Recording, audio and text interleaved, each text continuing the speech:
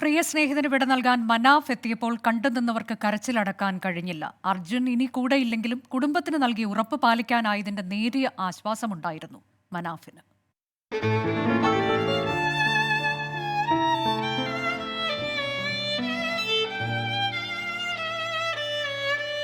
ഗംഗാവലിപ്പുഴയോരത്ത് ഒരു മനുഷ്യൻ കണ്ണുനട്ട് കാത്തിരുന്നത് 72 ദിനരാത്രങ്ങളാണ്.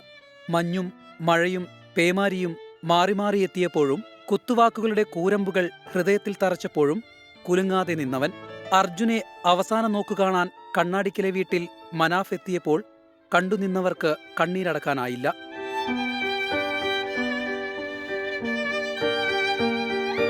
ദൗത്യം പൂർണ്ണതയിലെത്തും മുൻപുള്ള വലിയ വേദനകളെ മനാഫ് അടയാളപ്പെടുത്തിയത് ഇങ്ങനെയാണ്.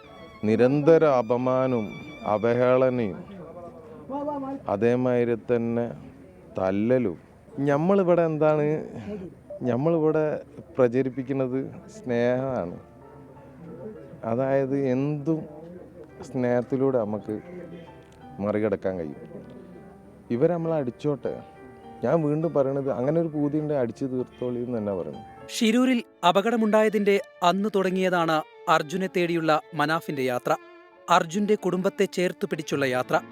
അർജുനെ വീട്ടിൽ തിരിച്ചെത്തിക്കുമെന്ന് അമ്മയ്ക്ക് ഉറപ്പു നൽകി. അമ്മനോടും അച്ഛനോടും വാക്ക് കൊടുത്ത ഇപ്പം എൻ്റെ ശരീരത്തിൽ നിന്ന് എന്തോ ഒരു വലിയ ഭാരം ഇറങ്ങിയ ഒരിത്.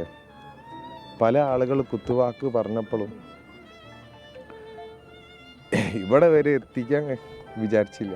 സ്നേഹമെന്ന വാക്കിന് പൂർണ്ണത നൽകുകയാണ് മനാഫ്. നിശ്ചയദാർഢ്യത്തിന് മറുപേരും. അർജുനെ കണ്ടെത്തുമെന്നായിരുന്നു മനാഫ് അമ്മയ്ക്ക് നൽകിയ വാക്ക്. ജീവനോടെ അല്ലെങ്കിലും ഈ വാക്ക് പാലിച്ചതിൻ്റെ ആശ്വാസത്തിലാണ് മനാഫ് കണ്ണാടിക്കലിൽ നിന്ന് മടങ്ങിയത്.